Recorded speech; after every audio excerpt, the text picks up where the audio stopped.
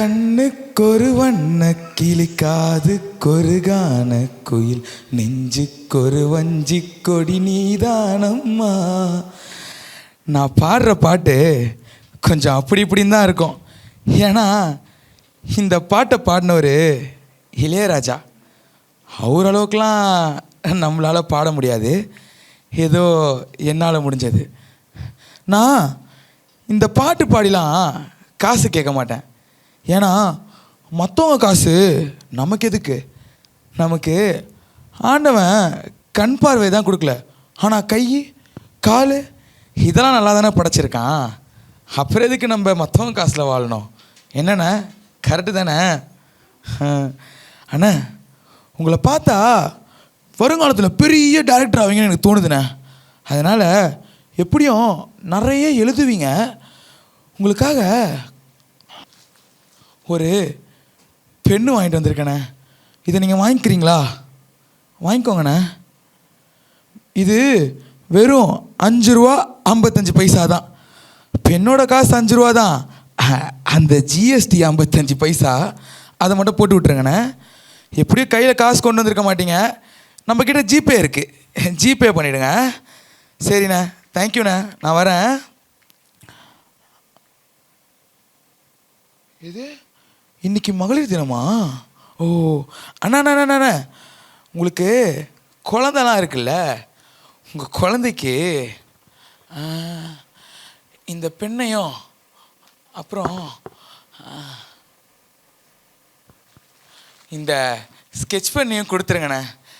இதுக்கு காசுலாம் வேணாம், இன்னைக்கு மகளிர் தினம்ல, அதான் நான் வரேண்ணே.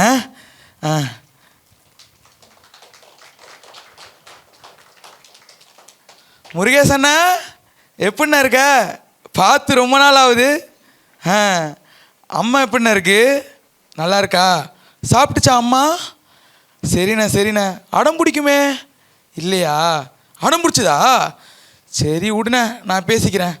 இன்னைக்கு என்ன நாள் தெரியுமா? எங்கள் அம்மாவோட பிறந்த நாள்ண்ணே.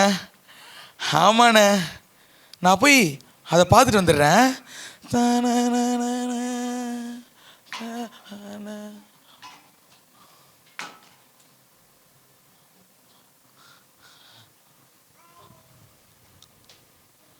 மா, எப்படிம்மா இருக்க? நல்லா இருக்கியா? சாப்பிட்டியா? சாப்பிடும் போது ரொம்ப அடம் பிடிக்கிறியாமே, முருகேசனை சொன்னார். ஓ இல்லையா? எங்கள் அம்மா அப்படி கிடையாதுன்னு எனக்கு தெரியுமா. ஆனால் இந்த முருகேசனா சும்மா ஏதாவது ஒன்று சொல்லிக்கிட்டே இருக்கும். ஆமாம்மா. அம்மா, இன்னைக்கு என்ன நாள் தெரியுமா? ஓ பிறந்த நாள்மா. ஆமாம்மா, நீ ஆசாசையா புடவை கேட்பல்ல, உனக்காக ஒரு புடவை வாங்கிட்டு வந்திருக்கம்மா. சாதாரண புடவை இல்லை, பட்டு புடவை வாங்கிட்டு வந்திருக்கம்மா. இந்தாம்மா. அம்மா, நீ போய் அந்த புடவை கட்டிட்டு வாம்மா. போம்மா, போய் கட்டிட்டு வா. ஓ, உன்னால் அந்த புடவையை கட்ட முடியாதுல்ல? இன்னையோட எங்கள் அம்மா என்னை விட்டு போய் 5 வருஷம் ஆகுது. எங்கள் அம்மாவுக்கு எங்கள் அம்மாவோட பிறந்தநாளே தெரியாது. வருஷம் இந்த மகளிர் தினத்தை தான் எங்கள் அம்மாவோட பிறந்தநாளாக நான் கொண்டாடிட்டு இருக்கேன். அது மட்டும் இல்லாமல் எங்கள் அம்மா மடியில் படுத்து எவ்வளோ நாள் ஆச்சு தெரியுமா? மா, உன் மடியில் படுத்து ரொம்ப நாள் ஆச்சுமா, கொஞ்ச நாளும் படுத்துக்குவாம்மா.